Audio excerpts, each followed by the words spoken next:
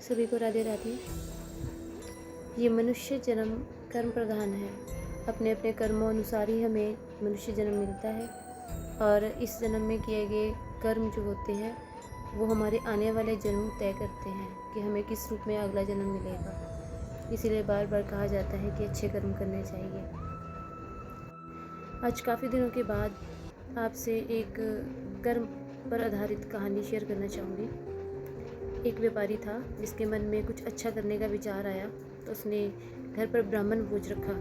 5 ब्राह्मणों को उसने घर पर खाने के लिए बुलाया। अब ब्राह्मण जब घर पर आए तो उन्हें संतुष्ट करने के लिए, उनके पसंद का व्यंजन बनाने के लिए इस व्यापारी ने अपने नौकरों को कहा।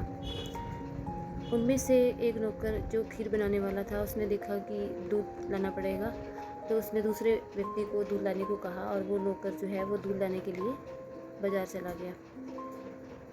दूध लाते समय उसे काफ़ी थकावट महसूस हुई। उसने जो बाल्टी में दूध लिया हुआ था वो लेकर आ रहा था। रास्ते में उसने सोचा कि घर पर अगर वापस गया तो जाकर काम करना पड़ेगा, थोड़ा सा सुस्ता लेता हूँ। वो एक पेड़ के नीचे थोड़ी सी ओट लेकर वहीं पे सो गया और बाल्टी को साइड पे रख दिया। दूध वाली बाल्टी वहीं पे पड़ी थी। अब उसी वृक्ष के ऊपर एक चील, जिसने अपने मुंह में सांप को दबाया हुआ था खाने के लिए, वो बैठी हुई थी। सांप का विष गिरकर उस बाल्टी में गिर पड़ा, उस दूध वाली बाल्टी में। दूध विषैला हो गया। थोड़ी देर के बाद जब नौकर को थोड़ा सा आराम महसूस हुआ, वो उठकर बाल्टी उठाकर घर चला गया और वहाँ पे जाकर उसी दूध से दूसरे आदमी ने खीर बनाई, सभी को परोसी। 5 में से 4 ब्राह्मण उसी वक्त परलोक सिधार गए। उनकी मृत्यु होगी क्योंकि वो दूध जो था वो विषैला था। एक व्यक्ति की तबीयत बहुत ज़्यादा खराब होगी, एक साधु की। ऊपर यमलोक में हलचल मच गई। यमराज सोचने लगा कि ये जो मृत्यु हुई है अचानक से, किसके खाते में डालूं? व्यापारी के खाते में, पर उसका तो भाव अच्छा था। उस नौकर के जिसने खीर बनाई थी, उसे तो बेचारे को पता ही नहीं था कि उसमें जहर मिला हुआ है। या फिर वो दूसरा नौकर जो बाल्टी उठा के दूध लेके आया था, उसे तो पता भी नहीं था कि उसमें सांप का विष गिरा हुआ है।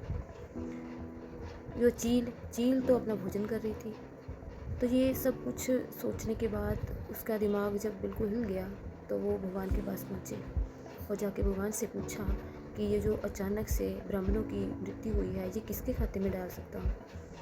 तब भगवान बोले कि जो व्यक्ति किसी की भी निंदा करता है, चुगली करता है, बुराई करता है, ये सब उसके खाते में डाल दो।